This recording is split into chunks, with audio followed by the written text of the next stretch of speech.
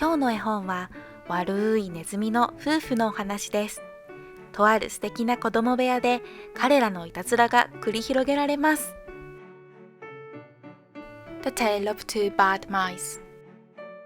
Once upon a time, there was a very beautiful doll's house.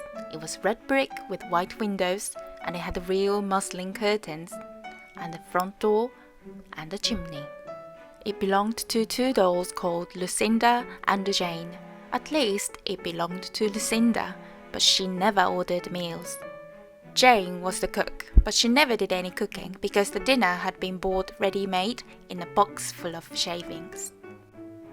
There were 2 red lobsters, and a ham, a fish, a pudding, and some pears and oranges. They have not come off the plates, but they were extremely beautiful.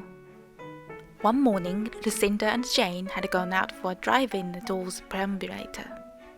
There was no one in the nursery, and it was very quiet. Presently, there was a little scuffling, scratching noise in the corner near the fireplace, where there was a hole under the skirting board. Tom Thumb put out his head for a moment, and then popped it in again. Tom Thumb was a mouse. A minute afterwards, Hunca Munca, his wife, put her head out too, and when she saw that there was no one in the nursery, she ventured out on the oilcloth under the coal box. The doll's house stood at the other side of the fireplace. Tom Thumb and Hunca Munca went cautiously across the hearthrug. They pushed the front door. It was not fast. Tom Thumb and Hunca Munca went upstairs and peeped into the dining room. Then they squeaked with joy. Such a lovely dinner was laid out upon the table. There were tin spoons and lead knives and forks and 2 dolly chairs. Oh, so convenient!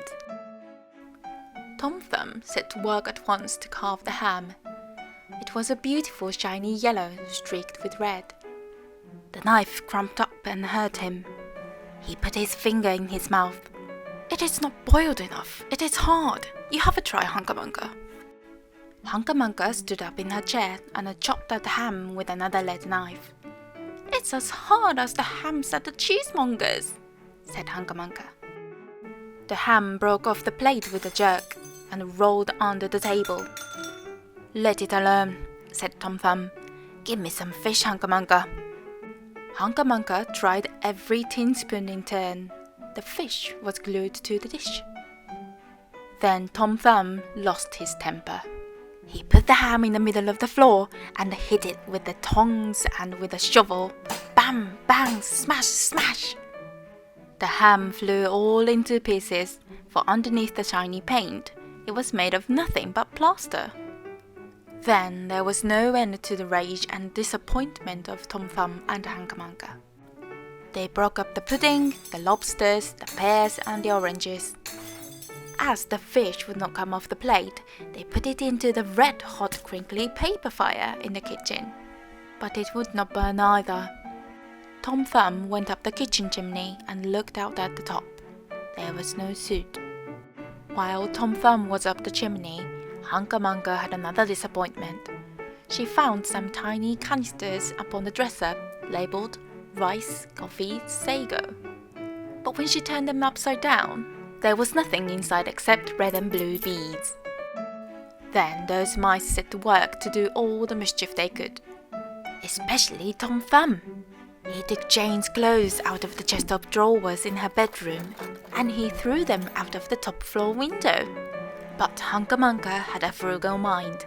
After pulling half the feathers out of Lucinda's bolster, she remembered that she herself was in want of a feather bed. With Tom Thumb's assistance, she carried the bolster downstairs and across the hearthrug. It was difficult to squeeze the bolster into the mouse hole, but they managed it somehow. Then Hunca Munca went back and fetched a chair, a bookcase, a birdcage, and several small odds and ends. The bookcase and the birdcage refused to go into the mouse hole. Hunca Munca left them behind the coal box and went to fetch a cradle. Hunca Munca was just returning with another chair when suddenly there was a noise of talking outside upon the landing. The mice rushed back to their hole and the dolls came into the nursery. What a sight met the eyes of Jane and Lucinda! Lucinda sat upon the upset kitchen stove and stared, and Jane leant against the kitchen dresser and smiled. But neither of them made any remark.